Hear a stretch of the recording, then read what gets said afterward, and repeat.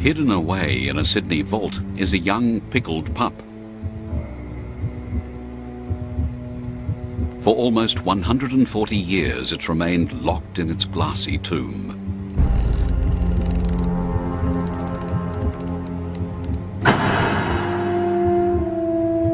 But this is no ordinary pup. In fact, it's not a pup at all.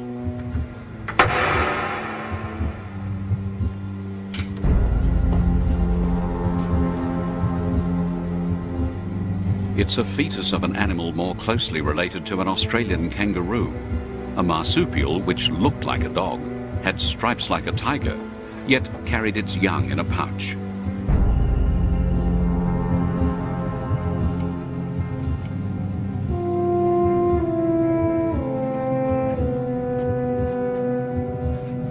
How the Tasmanian tiger or thylacine came to be extinct is a tragedy. How it may live again will be due to a miracle. We have in that pup the seeds, the capacity, the time capsule to bring that pup back, bring thylacines back through the DNA preserved in that animal.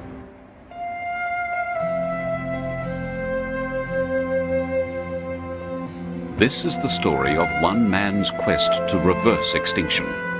Using the DNA extracted from this bottled specimen, Professor Mike Archer wants to clone a Tasmanian tiger.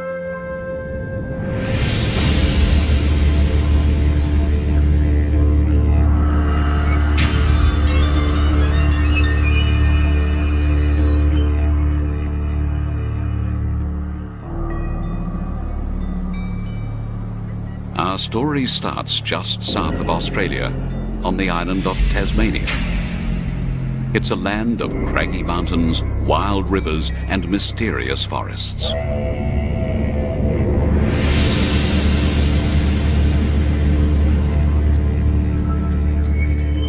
For millions of years, it's been isolated from the rest of the world, disconnected by the barrier of oceans and the tyranny of distance.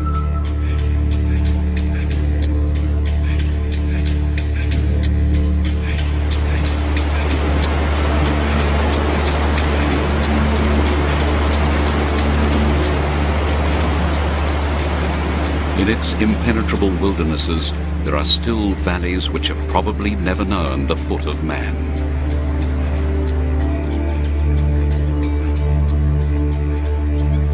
Like mainland Australia, Tasmania has its kangaroos, wombats and wallabies, marsupials that carry their young in pouches.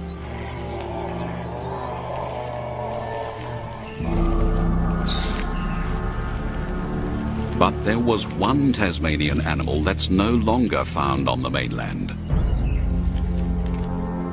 A ferocious flesh-eater that terrorized all the other beasts. The thylacine.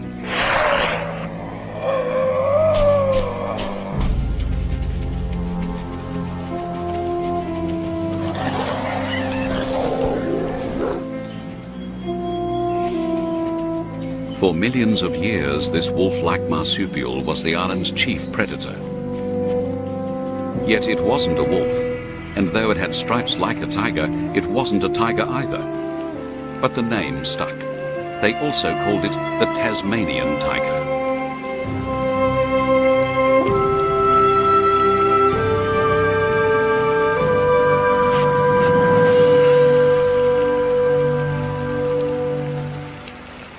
But today, only its ghost remains. For over 60 years, there's been no confirmed sighting. Its mating call is no longer heard crying through the forests.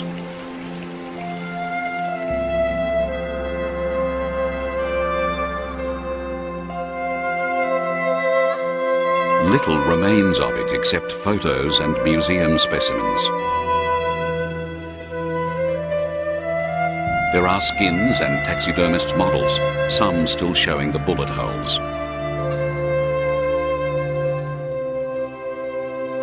For the thylacine's extinction was quite deliberate. A state-inspired extermination fueled by irrational fear.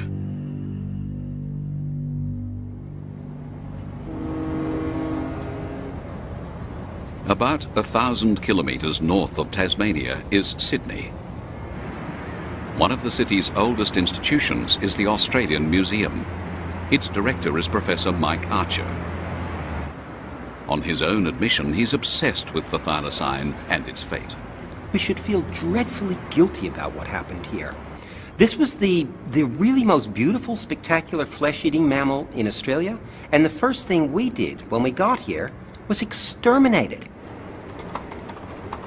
Which is why he has set out on a bold experiment to try and reverse extinction. If he can extract DNA from this museum specimen, maybe one day scientists can clone a thylacine. The specimen is a thylacine fetus, a female, preserved or pickled for almost 140 years in a jar of alcohol. Now it's about to give its genes to science, which means releasing it from its liquid tomb.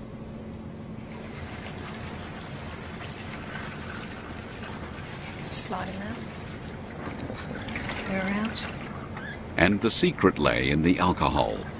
If formalin or formaldehyde had been used, its DNA would have perished long ago. Ah, well, we have liver, actually. Oh, really? Oh, great.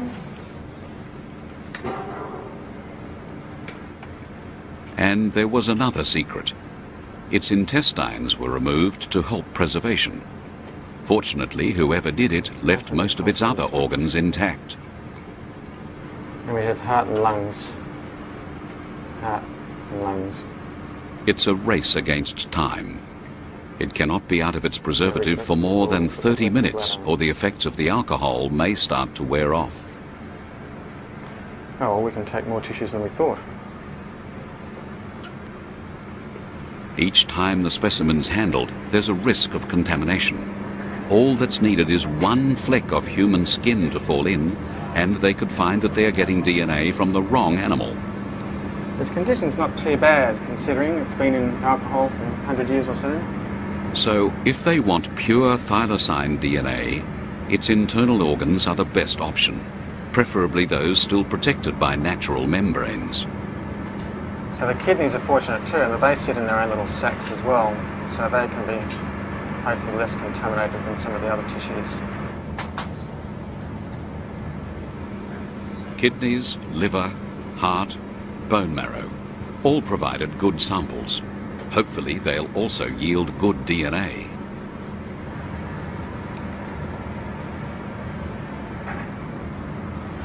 Now, we want to put some fresh alcohol back in this, don't we? They had met the deadline. The pup would be back in its jar well within 30 minutes. So how many samples have you got now? 10 tissue samples and two bone marrow samples. But while alcohol preserves DNA in the short term, no one knew what effect it would have over all those years.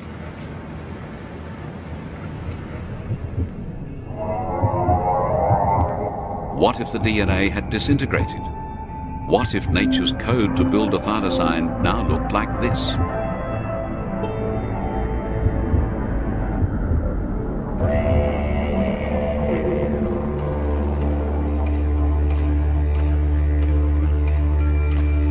If Mike Archer's dream is ever to come true, he'll be putting back into these forests an ancient link, an animal whose evolutionary history goes back to a time when Australia was still attached to Antarctica.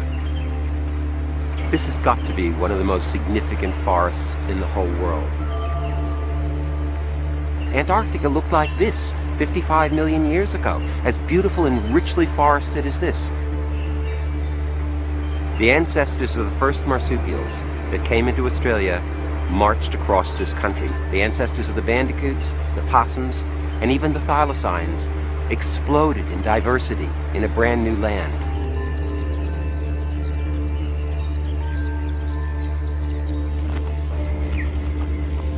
To understand where the thylacine came from, we must go back millions of years to when its ancestors ranged over the great southern supercontinent of Gondwanaland. Australia isn't the only continent to have marsupials. They're also in the Americas. Animals like the Virginia opossum, a distant marsupial cousin of the kangaroo.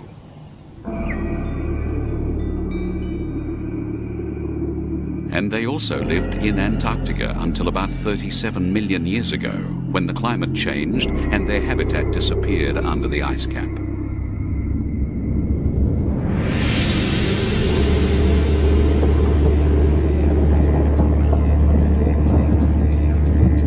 Tasmania is actually a piece of Antarctica that escaped the big freeze.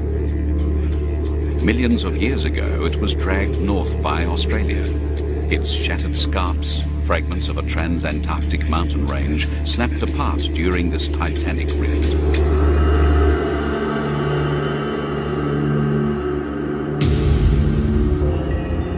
When Gondwanaland broke up, Australia and Antarctica were the last continents to separate.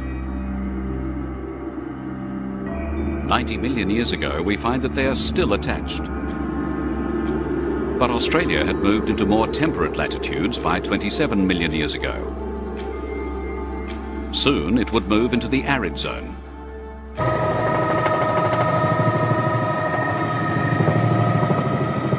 Which explains why a landscape once inhabited by rainforest animals now looks like this.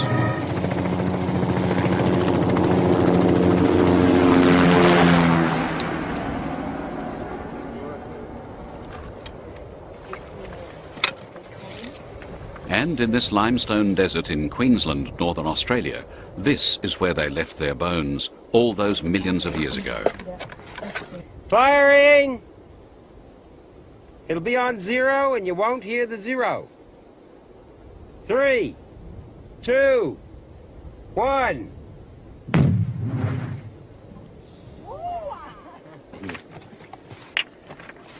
So we're your scatters. Mike Archer is not just a museum director. He's also one of Australia's leading paleontologists. It's just a lovely interface of events that was going on in this cave or whatever it was. Yeah, that's the kind of stuff, isn't it? Riversley is one of the world's finest fossil sites, and the bones he and his team have found are rewriting Australian animal history. It might be a femur, one of the leg bones. It was vertebra shaped, but just the interior of that, which looks like a little forest, beautifully preserved trabeculae. It's magnificent. It's typical camel sputum quality. They are finding evidence of a whole range of extinct megafauna. A giant marsupial rhinoceros, a carnivorous killer kangaroo, even a ferocious marsupial lion. But more fascinating still, 27 million years ago, in what was once a teeming rainforest, they also found evidence of thylacines.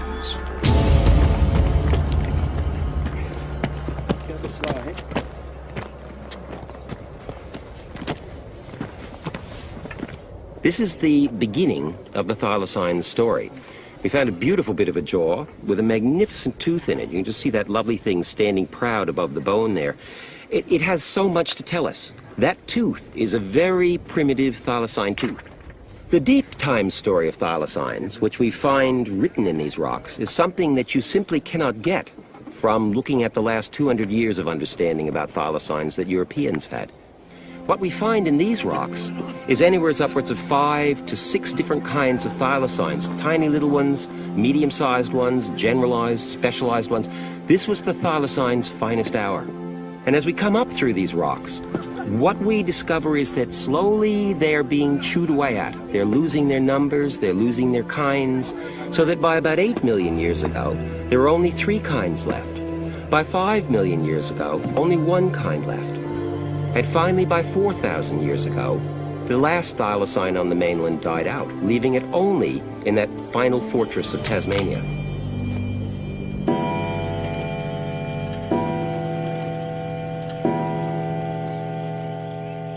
But time started to run out for the thylacine in Tasmania at the start of the 19th century with the arrival of British settlers, among them Mike Archer's own ancestors.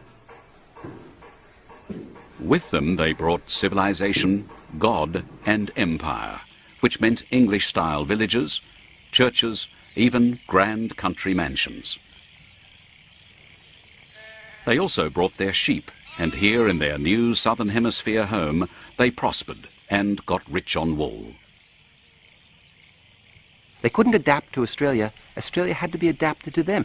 The creatures were weird, they didn't understand them, so they wanted to make it into kind of a little England. So they got rid of all the native trees, they got rid of all the native flowers, and with them, unfortunately, went the thylacine. Right from the start, the thylacine confused them. They couldn't get used to the fact that they were not looking at a dog. And then there were those stripes which made it look, if anything, like a big cat. You can see the confusion in their art. Some drew a noble wolf, others a cringing mongrel.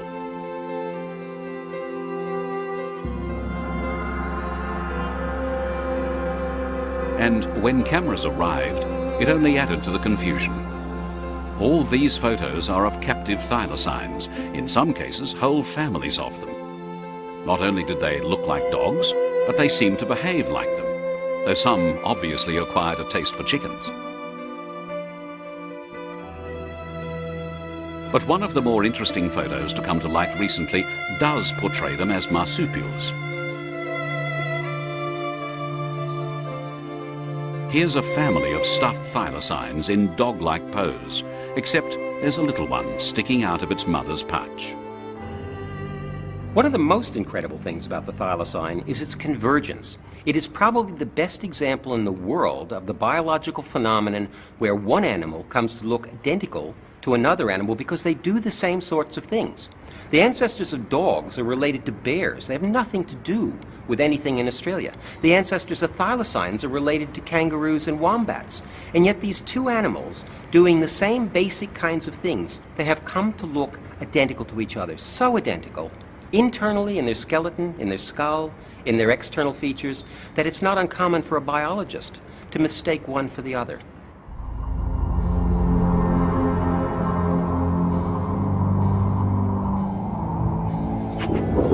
But something was killing the settlers' sheep.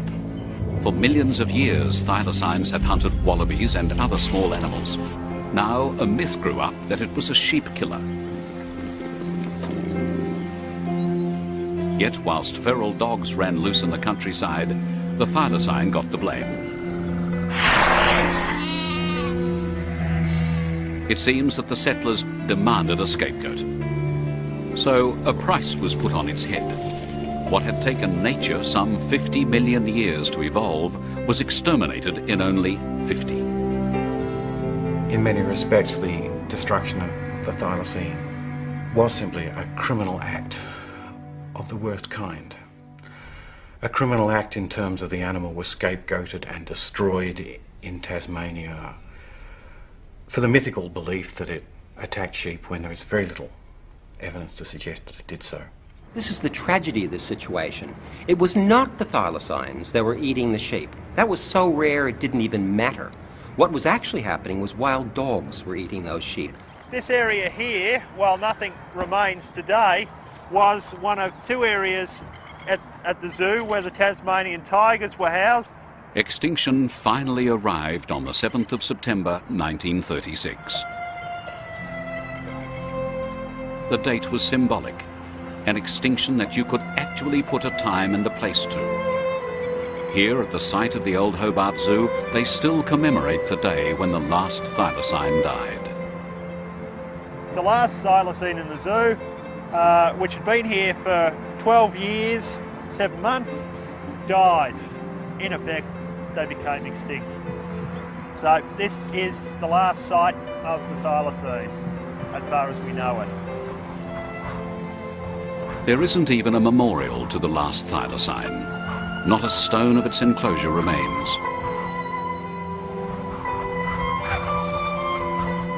And when it died, its passing was considered of such little consequence that its body was sent to the garbage dump. This was taken in the Hobart Zoo and could possibly be our last look at the thylacine. Amazingly, some thylacines had hung on until the motion picture age. This film shows one pathetically pacing round its cage in the Hobart Zoo. Other film shows a more animated animal, presumably near feeding time. And there's that gigantic yawn, for its size one of the widest gapes of any mammal. And there were thylacines in other zoos around the world.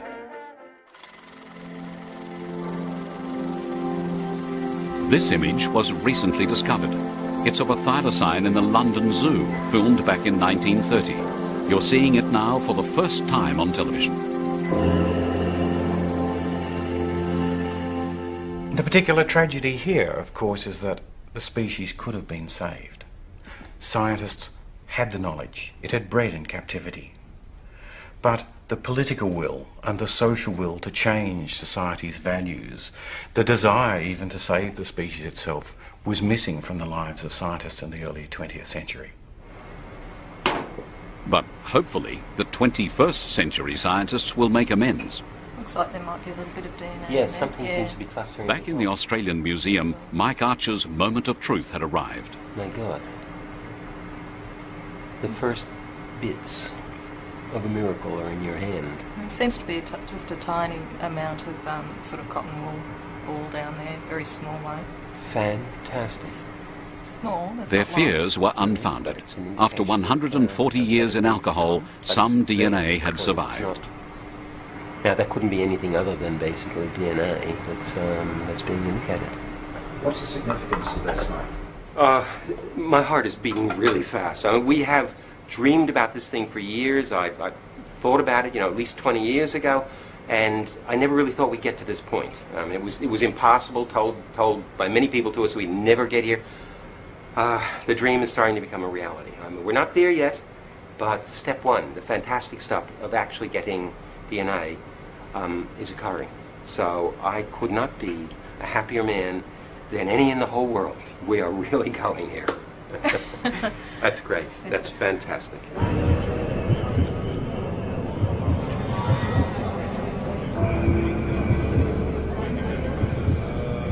It was Mike Archer's eureka moment, a moment he intended to share with the world. Ladies and gentlemen, we are here to announce what is probably the biological equivalent of human beings taking their first step on the moon. Nobody has ever done what we have just done. It is the threshold of what will be a very exciting series of opportunities to maybe question whether extinction really is forever. But despite the extravagant claims, science was still a long way short of cloning a thylacine, as Mike Archer knew only too well. The DNA was seriously fragmented. How do we put it together as chromosomes? How do we know how many chromosomes we should have? How do we get the DNA viable? It's pickled. How do we get it to start to be in a format where it can actually start to code for and produce proteins? So many challenges. When most of us think of cloning, we think of Dolly, the first mammal cloned from an adult cell. Since then, scientists have also cloned cattle, mice, even human embryos. Put simply, cloning works like this.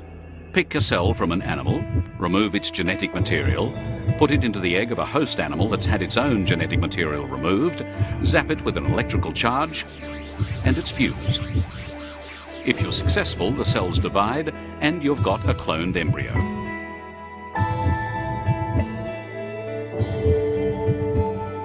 But what is nature's recipe for a mouse, or a sheep, or a pig?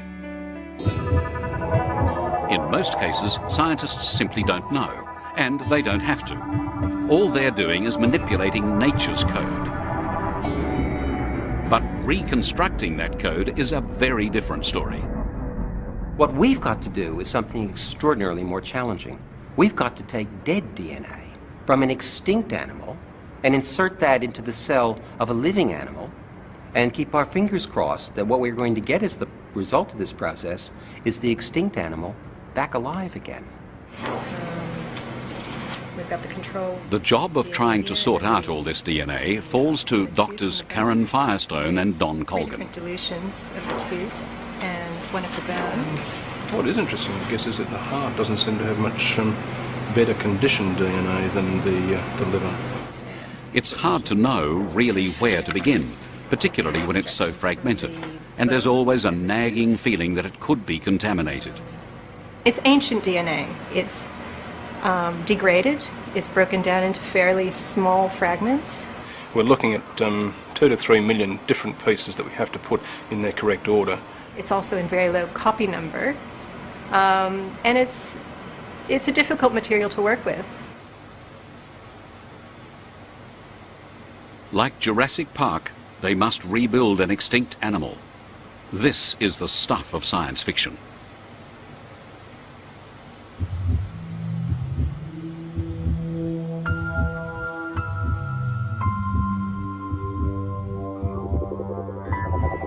Basically, it's number crunching, and the numbers are simply mind-boggling. Thousands of pieces to put one gene back together, tens of thousands to reconstruct just one chromosome. Untold millions before every thylacine gene, its whole genome, is reassembled.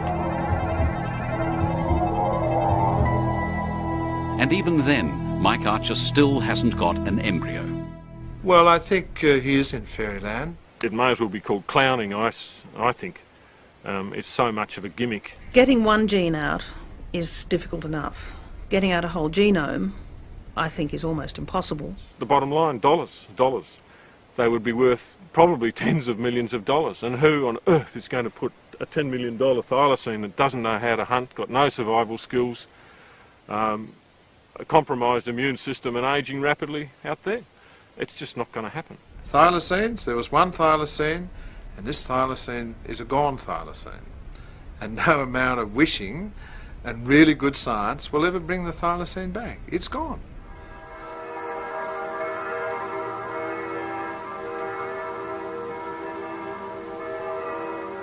But not everyone is so negative. In a small Massachusetts country town lives one of the world's leading genetic scientists.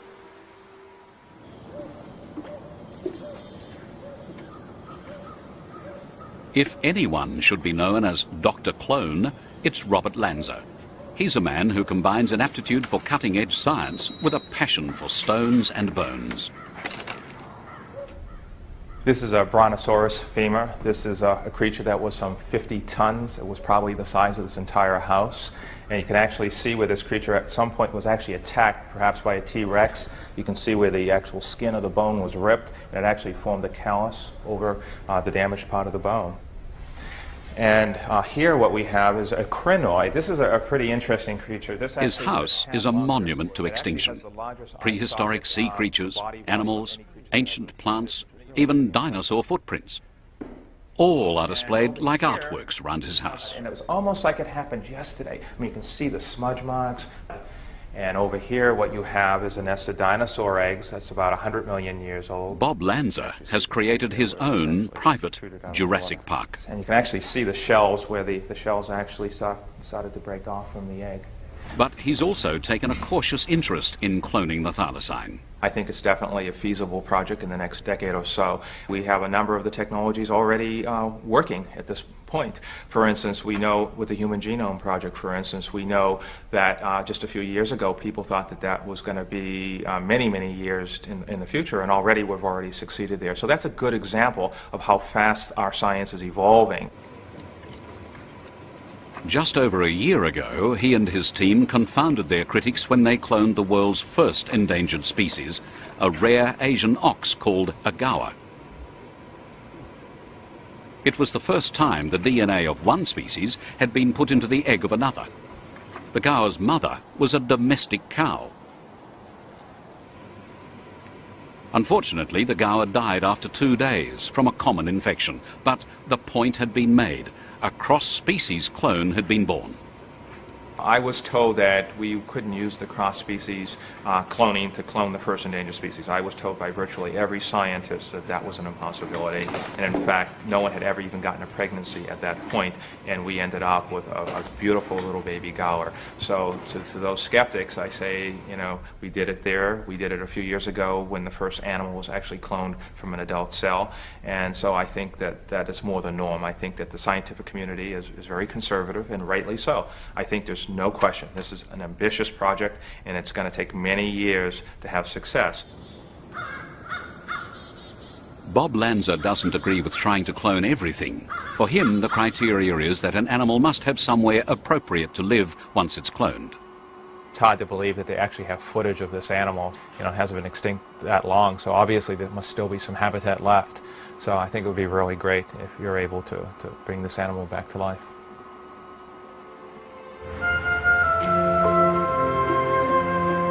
So what's the feeling back in Tasmania now that someone wants to bring their top marsupial predator back to life? Well, they see things rather differently down there. Everywhere you look, there are thylacines. Thylacine toys, thylacine souvenirs, and strangest of all, thylacines on Tasmania's coat of arms, the emblem of the state that ordained its persecution and its destruction.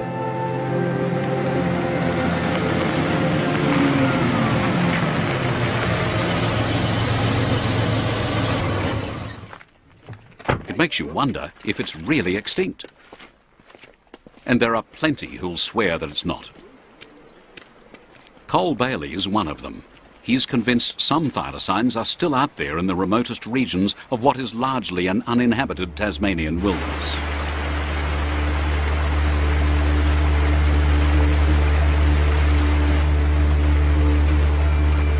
The snow is just melting on the Tasmanian highlands, feeding icy streams which flow into the forests far below. So it's into here that Cole Bailey, the true believer, and Mike Archer, the scientific skeptic, set off on a trek. For Cole, it's a chance to win another convert. But Mike has his own agenda. He wants to check out the thylacine habitat. They're heading into a remote forest which still boasts some of the world's tallest trees.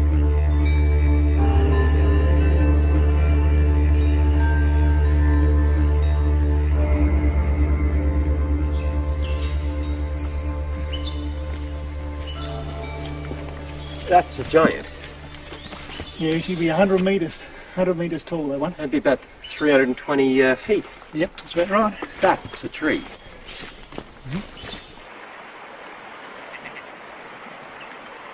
If Mike is to bring his thylacine back to life, he'll need somewhere to put it. Their destination is the place where the last thylacines were caught back in the 1920s. It's not long before they're in the depths of tiger country.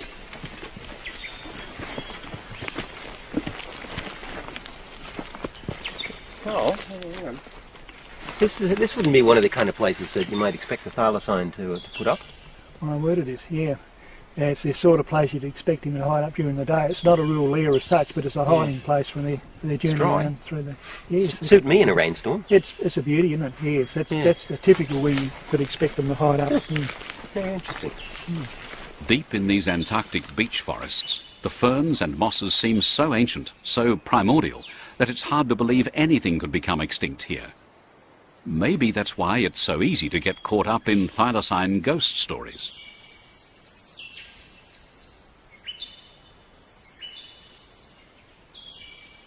This is a man who is convinced thylacines are still out there in the bush, and although I'm an arch skeptic, having talked to him, the magic of the feelings that he has about the thylacines still surviving is irresistible. It's very difficult not to find yourself tugged into that vortex where you accept that they are still out there, still watching us in the bush.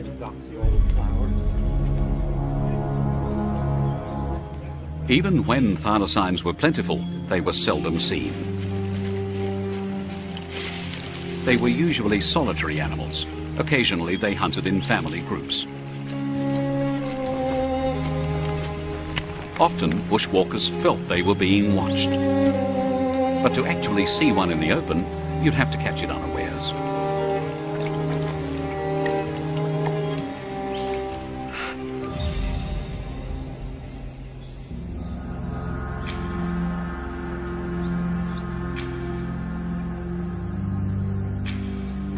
But back to reality. There are no ghosts here. Only the smell of charred timber. You don't have to walk far in Tasmania to find the destruction left by the timber cutters.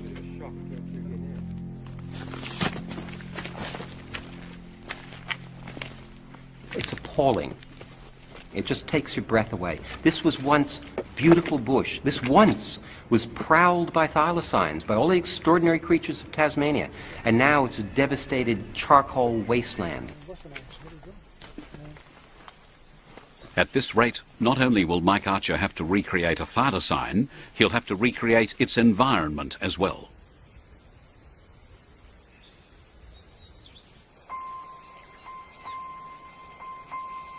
Now they're reaching the climax of their journey. This is where the last thylacines were caught in the wild. Back in 1924, Elias Churchill caught one of the last tigers alive in this valley, and it ended up in the Hobart Zoo. It's one of the last 6 tigers caught in Tasmania. That makes this kind of special. There could be one watching us now.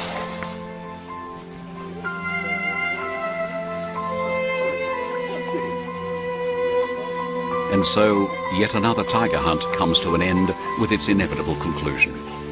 In all the time that Cole Bailey has scoured Tasmania looking for them, he's never seen one. Only his unshakable faith carries him on. Carl, I gotta ask you this, mate. I know that there's all this evidence, but do you really, in your heart of hearts, you really think they still exist? I'm 100% sure they do exist. No doubt in my mind at all. And I'm amazed that no one as Penguin has come up with one. Mm-hmm. But it'll happen. I guarantee it'll happen. Okay, but if you find one, would you consider giving it to us so we could use that to clone the thing back? What do you need to clone one for when they're still here? And in Tasmania, there are many who would agree with him. Nearly everyone knows someone who claims to have seen a thylacine. Yeah, I do, yeah. I think there's an odd one around. Oh, they're certainly still out there. There's no doubt at all.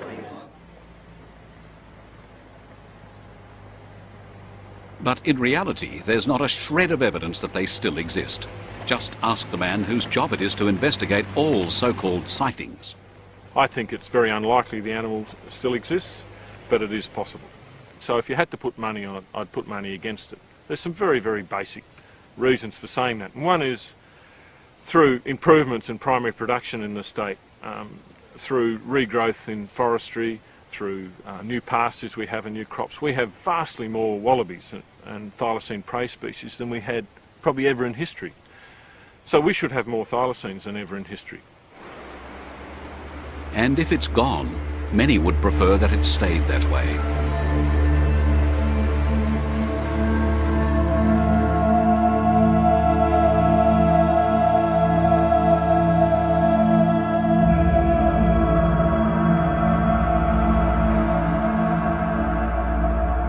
By trying to roll back the tide of extinction, Mike Archer could find himself stepping into a moral minefield with accusations that he's meddling with the mysteries of creation. But criticism has actually come from other quarters, the environmental movement and the scientific community. So now accusations that he's playing God are the least of his concern. I see cloning as a very soft option. It gives people an easy way out. It's like saying extinction isn't forever. We can fix it up later when things are a little bit better. And if that attitude permeates, then we're going to have nobody worrying too much about extinctions. I have a very strong view that there should be no more money wasted on trying to clone the thylacine. I think if there's some particular molecular reason for doing it, please tell us, because it's not apparent to any of us. I think you should forget about that and get on with doing something more useful. Now, there are those people who have said to us, this is an impossible dream, you're nuts, go do something useful, make hamburgers for a living or whatever, but stop this waste of time, this waste of money. I can't help thinking about somebody like Lord Kelvin, who in 1895 made the comment, in 1895, that heavier than air machines were never ever going to fly. The trouble is, clone has become a dirty word, one that's now linked with the issue of human cloning.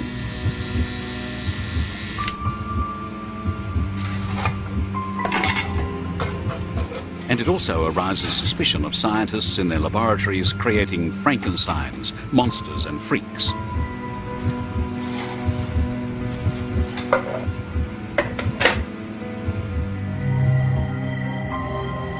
Well, meet a freak. The result of an extraordinary experiment that took place in the Arab Emirate of Dubai. This is my boy. This is Rama the Kama. He's a cross between a camel and a guanaco. And he was born in 3.5 years ago in January. Gorgeous little boy. Rama is a human creation. He owes his existence to a scientist, Dr. Lulu Skidmore. Arabian camels and South American guanacos, or llamas, are very distantly related, their common evolutionary ancestor living some 11 million years ago. Not only is there a huge evolutionary gulf, but the size difference also makes it impossible for them to mate.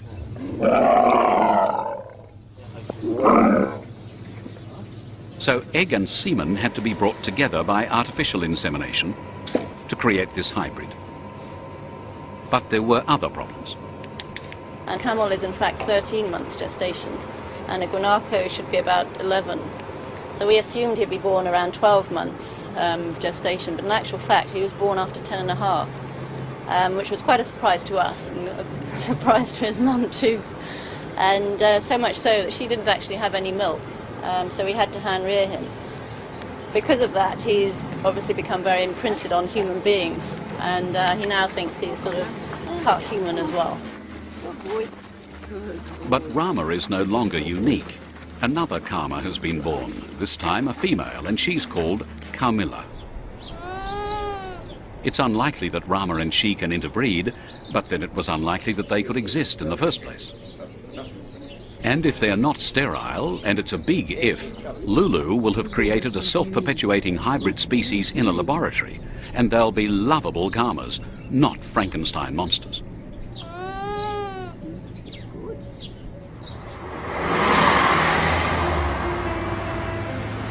And it's a laboratory animal that Mike Archer and his team will have to create if the Tasmanian tiger is to live again. But they had a problem. They couldn't make enough copies of thylacine DNA, at least not until one morning in February 2002, when Karen Firestone made a breakthrough. She summoned Mike Archer.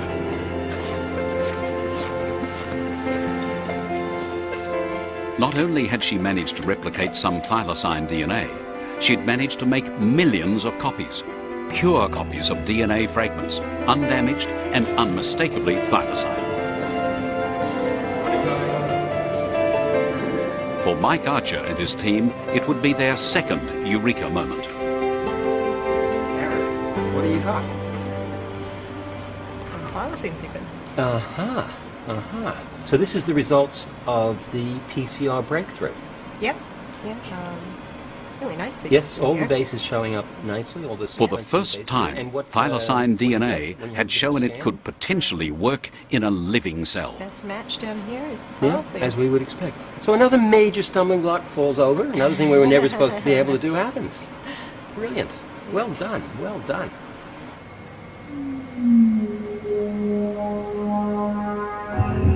Now they'll store it in a biological library, each gene fragment fixed in living bacteria. At a microscopic level at least, pieces of thylacine will soon move back into the land of the living.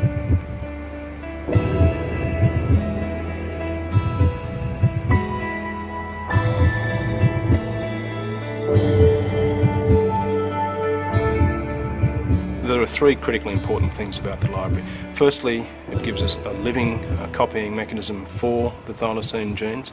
Secondly, it enables us to make as much of each of the thylacine genes as we want to. And thirdly, it allows us to begin sequencing the thylacine genome.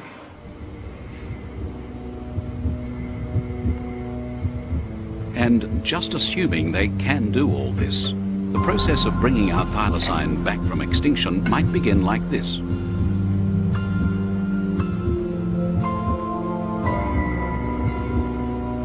It starts at a microscopic level. when scientists inject a reconstructed thylacine genome into a tiny host cell. The DNA in the nucleus starts to interact with the outer cell DNA. By now, our embryo has moved to the next vital step, a mother's pouch.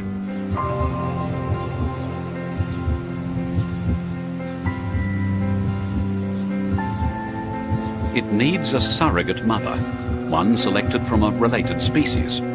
This is one of them, a tiger quoll, a carnivorous marsupial which is itself endangered.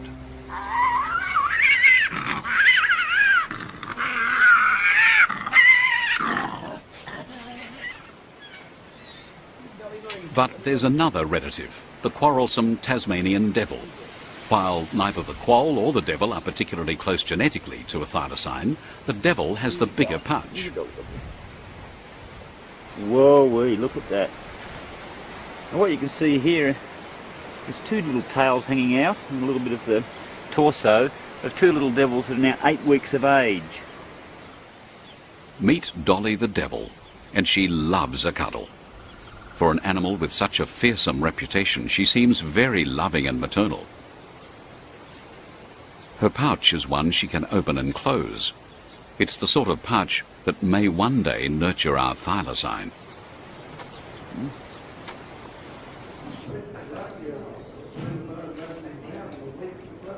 As our young thylacine grows, it will need a mother's milk. They get fed every 4 hours. No one knows what a thylacine's milk was like, but there's always the bottle. And then little guzzlers. What works for these devil cubs may work for a motherless thylacine.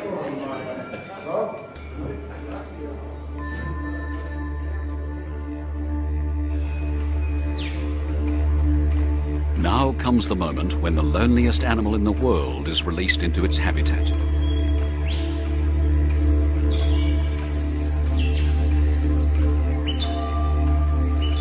It's a laboratory orphan, with no mother or father, no sister or brother, no one to help it adjust to a bewildering world. Indeed, there'll be no one to even teach it how to be a thylacine, except the ghosts of its slaughtered ancestors. In the end, I've got to do this. The obsession in me about thylacines is going to drive this project forward, and the people that are with me have the same shared obsession. I don't know if this is a waste of time, as some people say it is. I have no idea whether we're going to accomplish what we want to accomplish, but I know we're going to try. And I have this vision of a thylacine, a beautiful animal, not just a single thylacine, but a whole population of thylacines, living, breathing, eating, breeding, back in Tasmania where they belong before we, unfairly, in an ungodlike manner, exterminated them.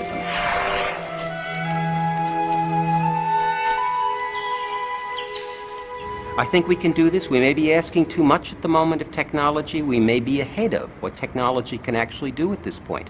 But if the vision stays out in front of the game and leads, I think we've got that chance. We've got that chance of having our dream actually come true.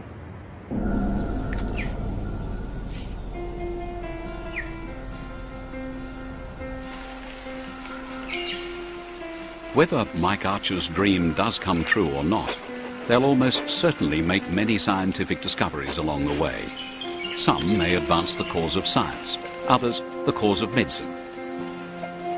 One day, scientists may even breathe life into many other extinct and bottled animals stored in museums around the world.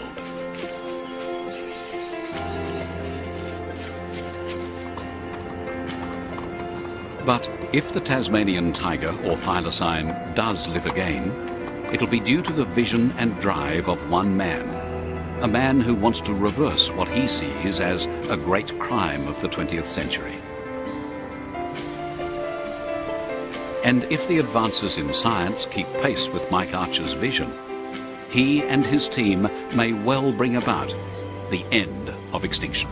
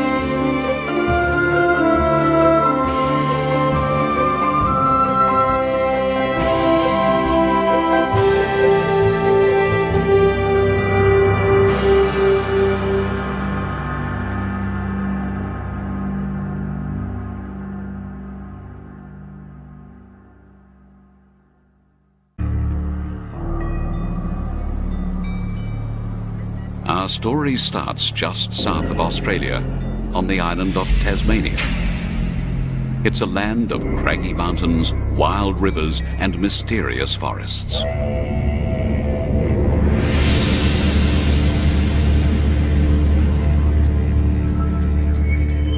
For millions of years, it's been isolated from the rest of the world, disconnected by the barrier of oceans and the tyranny of distance.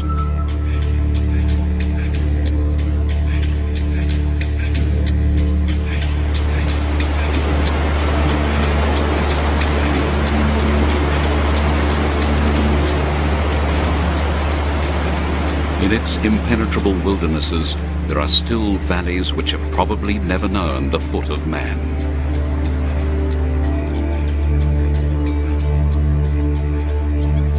Like mainland Australia, Tasmania has its kangaroos, wombats and wallabies, marsupials that carry their young in pouches.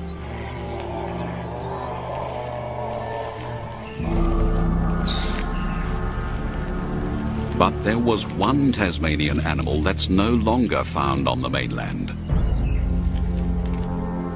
A ferocious flesh-eater that terrorized all the other beasts. The thylacine.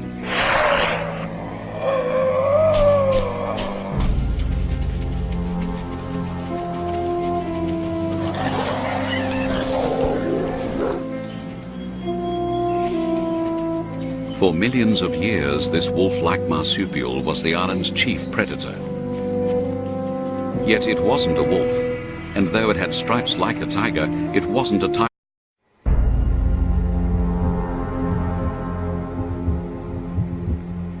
Hidden away in a Sydney vault is a young pickled pup. For almost 140 years, it's remained locked in its glassy tomb.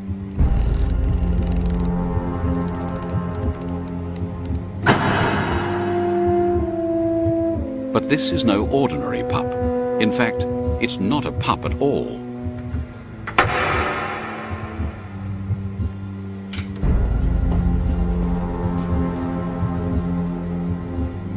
It's a fetus of an animal more closely related to an Australian kangaroo, a marsupial which looked like a dog, had stripes like a tiger, yet carried its young in a pouch.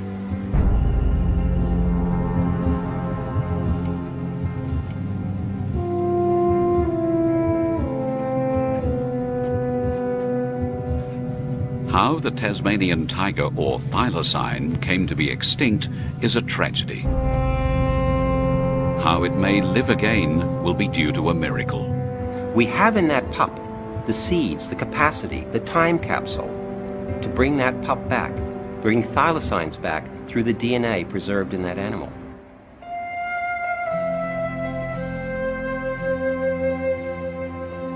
This is the story of one man's quest to reverse extinction. Using the DNA extracted from this bottled specimen, Professor Mike Archer wants to clone a Tasmanian tiger.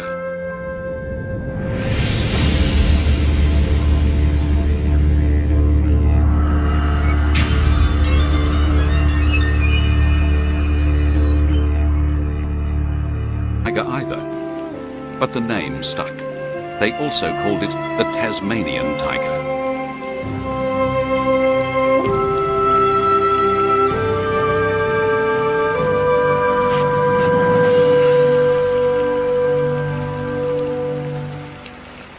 But today, only its ghost remains. For over 60 years, there's been no confirmed sighting. Its mating call is no longer heard crying through the forests.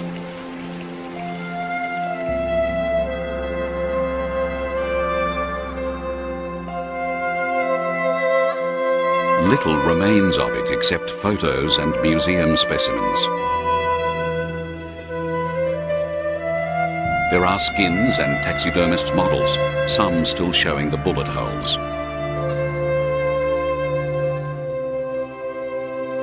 For the thylacine's extinction was quite deliberate. A state-inspired extermination fueled by irrational fear.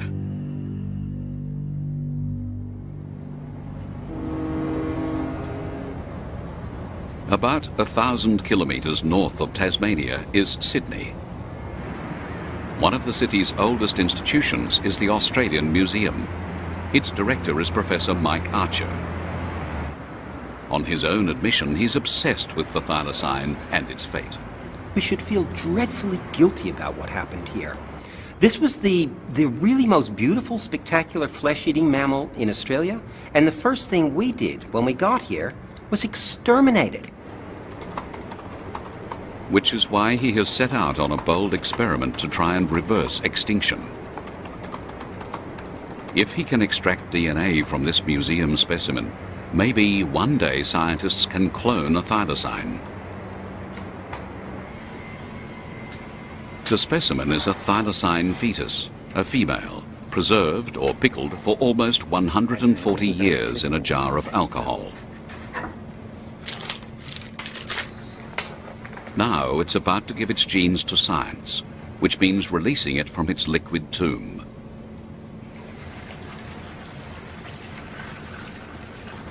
Sliding out. Air out. And the secret lay in the alcohol. If formalin or formaldehyde had been used, its DNA would have perished long ago. Well, we have liver, actually. Oh, really? Oh, great.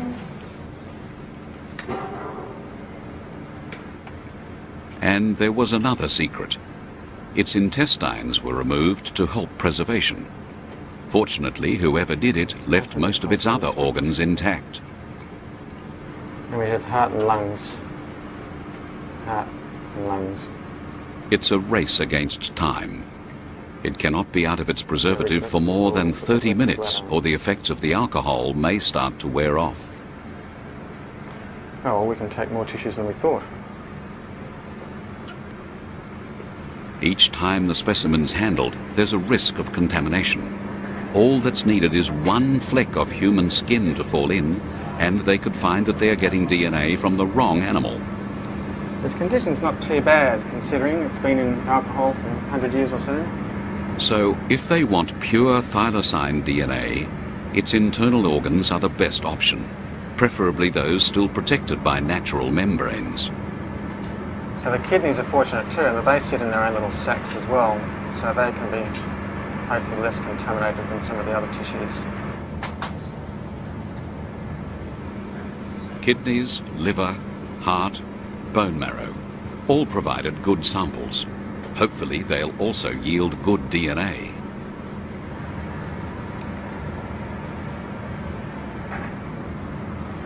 Now, we want to put some fresh alcohol back in this, don't we? They had met the deadline.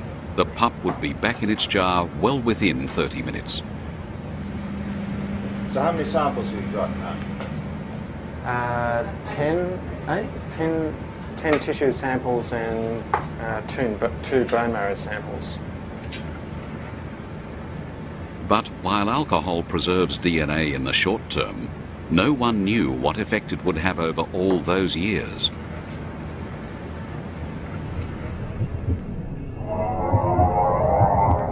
What if the DNA had disintegrated? What if nature's code to build a thylacine now looked like this?